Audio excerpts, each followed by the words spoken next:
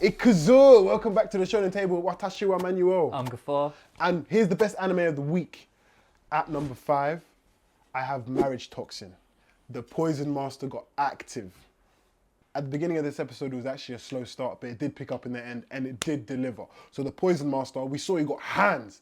He was fighting another master, and it was the Water Master. So there's 5 big families, and I believe Poison Master is one of them, and the Water Master, I think, is one of them as well. So they were fighting each other, and it was actually intense. So we saw why he's actually at the top of his game, and it was a serious fight. I can't wait for the next episode. Let's hopefully it keeps to that tone. At number 5, I got Witch Hat Atelier. It's not quite 3 in S just yet, but I like it. So the graphics are insane. When the girl jumped into the boat and it became a jet ski, when it switched the POV, that was phenomenal. I was freaking out because I was like, whoa, she's going ridiculously fast, and I felt it in that moment. So how they made me feel, I had to slap it at number 5. The graphics are there, just on par with Frieren. However, the story hasn't developed just yet. It's still in the early doors, but give it a watch. At number 4, I have ReZero, and Subaru is finally dying. So in this episode, they're trying to get to a place where not even Reinhard can even get to. So they get there and then they figure out how to do it and all that stuff. And I'm thinking, when is Subaru gonna die? So out of nowhere, pow, his head just pops. And then yeah, we're figuring out how they're gonna get past this. Subaru dying again. I hate to see it, but you know what I mean, we need it. ReZero season 4, we're back, baby. At number 4, I got That Time I Reincarnated as a Slime. Rimuru is corrupt. Rimuru's back and he's corrupt. He's cheating in the dungeon. He's put all these lord demons inside the dungeon to stop the Green Army capes from rolling through it. I'm alright with that. What's happening in the background? You got Soe. Soe, he's gone into another village. He's just witnessed a guy get assassinated. He's thinking, what the fuck's going on here? So that needs a bit more explanation. That's some suspense right there. And then finally, we go back to the Mafia girl. We get her whole backstory, how her power is greed. She can manipulate the greed around people, whatever. What I want to see is how is this going to fare against Rimuru's power, Raphael, because he has a bit of greed and gluttony in there. I would like to see that clash. So yeah, it's cooking up. Let's see what happens next. At number 3, we have Nippon Sangoku. More heads getting chopped off. It's political horror. So right at the start, we didn't waste no time. They had to force General Ryumen to get on one knee. The guy with the long hair basically backed out his sword and swung at the general's knees to basically get him to fold. The general blocked it. He countered by kicking him, and he actually got on one knee. So he passed the test with brute force. So Masumo actually cleverly persuaded the general to bend the knee. In fact, he got on both knees. He proposed an agricultural policy change, and it actually made stupid sense. So when he said it, the general was like, cool. Got on both knees right there and then, and he didn't use any force. So that's actually a genius. We actually saw that plan work. 3 years later, General Ryumen is telling the emperor that the agricultural policy worked, but Taira, the tyrant, basically ruined everything and chopped off a few guys' heads in the process as well. So we're gonna see how Masumo's genius gets through this. But Nippon Sangoku is not just about one genius. That's what I like.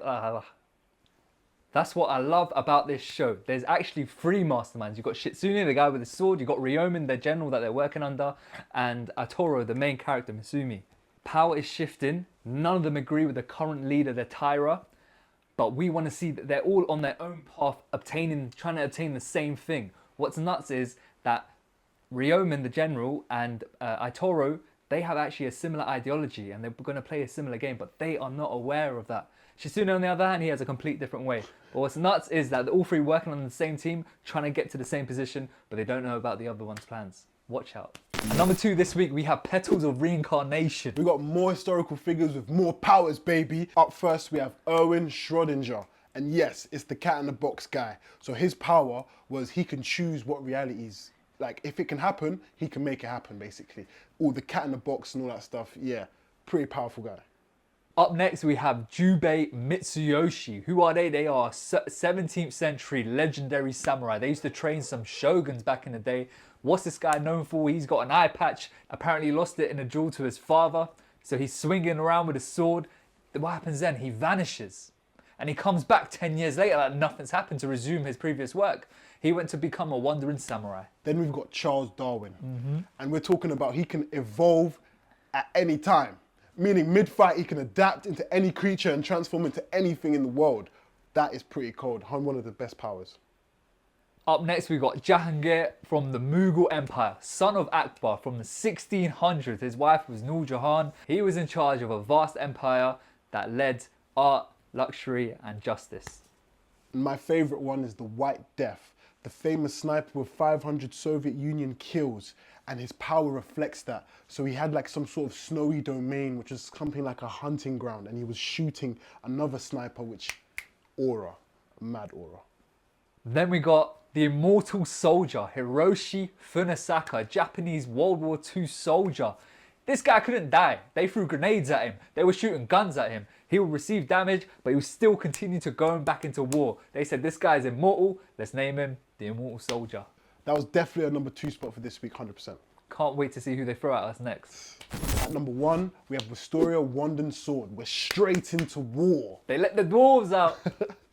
From the first minute, it was no build-up, straight action. We're talking a level 40 Devander, which is stronger than any Grand Duke. And it didn't just fight, it evolved mid-battle. Recap on the dwarves. What do?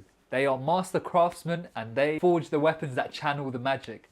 They are the backbone of the society, but the mages get glorified. They are similar to Will because they rely on strength, speed, and power over skills. The slight rift in society is about whose power is greater than whose, and that is creating two frictions between the two classes. The bigger picture, though, is that the Magi Vanders, or the Magia Vanders, they're not hiding in the tower, but they're the last resort. If any of them die, then the whole world, not just the city, is going to be at risk. So, next episode, it's going to be crazy. Get to watching Wistoria Season 2. The best animated episode of the week is definitely Invincible Episode 7. Insane. Thrag, we all apologize. And Mark and Battle Beast, definitely on fraud watch, 100%. I want to start off by apologizing to Thrag. I called him a fraud from last week's episode. I want to apologize to the Grand Regent for that. You are not a fraud. You did duck the fade last week. So, like, I thought you were the strongest in the verse. I thought you were the guy, but you ran away last week. It looked like you were running away. It was regrouping. Cool, we understand this now. Thrag basically stole all the aura from the whole entire show. When he pulled back his punch, his fist had an orbit, and then he rocked Nolan outside light years away. The guy was flying for like 5 minutes straight. He also didn't even move when Space Racer shot the gun, which can blow up a planet. I'm talking aura farming to blood clot. It was insane. So, Mark could even turn this guy's head with the strongest punch. Battle Beast, I'll give it to him. It wasn't his best environment. He's in space. He had to have a mask. He had to have a jetpack. I do bet that if they were on the floor, Battle Beast have definitely a big advantage. But Battle Beast and Mark, you're definitely on fraud watch, 100%. You've done nothing in this war. Thrag, I apologize. You are him. Here's a tier list of the winter anime from 2026. At C tier, I have Scum of the Brave. It was great concept, 100%. I wish they explored the powers more, but it was just a bit too childish for me. So I hope they expand more in the next season, 100%. Alongside that, we have Dark Moon, the Blood Altar. It's basically Twilight, vampires, and werewolves. However, the real fascinating thing is it's by the band Hyphen, who's a K-pop band. Initially, it was a music video, then it became enlightenable. Now it's an anime. All the lead characters in there are characters from that boy band. That's a sick concept. Next, we have Euro Samurai Troopers, and it was something like Power Rangers at first, but I like the demon aspect and all that stuff, and it was actually pretty funny and pretty gory. I like the fights in it as well. We'll keep it at C tier for now. Last one in C tier is Tajima wants to be a Kamen Rider. He basically wants to be a Power Ranger. It's kind of wacky, kind of goofy. We love the longevity of it. We appreciate you, Kamen Rider. It's all right. C tier has to be. B tier time. We got Frieren up first. Hear us out. It's amazing. Brilliant pacing. A-class ranking, masterpiece in terms of graphics. It's got funny moments, fights, everything. I would always recommend it. But it sits at B tier. It hasn't got that just yet. My Hero Vigilante is also in B tier. So it's a bit slow. I like the progression and power from the main character, but All Might definitely carries the show. As soon as he showed up, stole the whole verse's energy and all that stuff. He is the aura farm, 100%. Plus ultra. Up next, we have Jack of all trades. If you don't know about it, it's kind of similar concept to solo leveling, where there's a main guy, he's very powerful. There's dungeons, he's getting through the dungeons and the levels. However, he's a teacher. It's a very good watch. Not as good as Solo Leveling, but you'll still enjoy the watch. Impactor. I remember that one. Also in BTA would be the final season of Golden Kamuy. So it was great. It led up to the final. They found the treasure. They know where it is. We haven't seen it, but great backstories and all that stuff. I expected more. I wanted to see more from Sugimoto at the end of it. My immortal man, but it is what it is. 100% great season though. Another great season. It was the opening season from Dead Account. It's basically where you have spiritual energy from your phone, your social media account. You can gain powers from it. So whatever how you exist online is what power you're going to get in return. Sick concept. Give it a watch. In A tier, we have Hell's Paradise. Season 2 was insane. Great new characters, great new fights, great new concept as well. So we saw some insane new moves and insane new powers and a crazy cliffhanger in the end. So next season's definitely gonna be great. Wait, yeah. Also in A tier, we have Sentenced to be a Hero. Now this was a new anime, came out of nowhere, and it was insane. Studio Kai done very well. We need more from you, 100%. Up next is Darwin's Incident. It's about a half chimpanzee, half human. He's basically like Caesar from Planet of the Apes, and he's going around trying to dodge these vegan terrorists. Give it a watch. 10 out of 10 storyline. In S tier, we have JJK. Oof. It definitely deserves it. 100%. The Higoromo fight.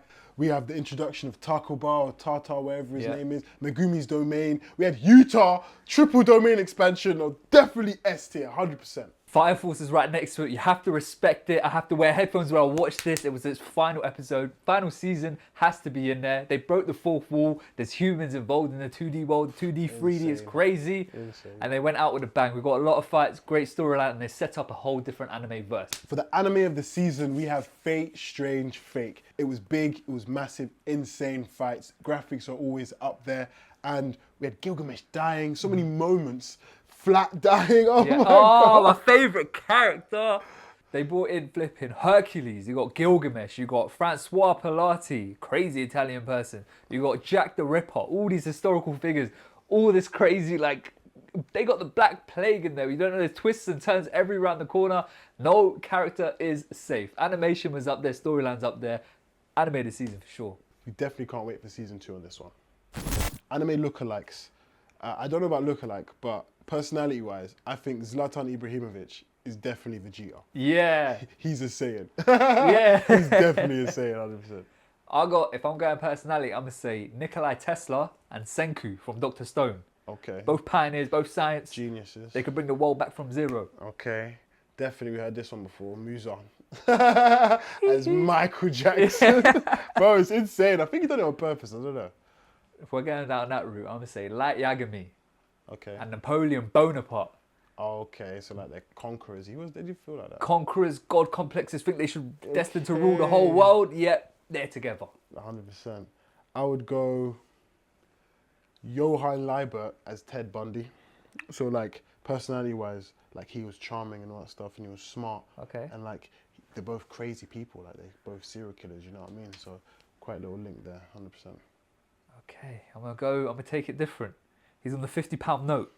L and Alan Turing. L from Death Note and Alan Turing, because they're both very intelligent and they're both trying to crack some codes and crack some mysteries.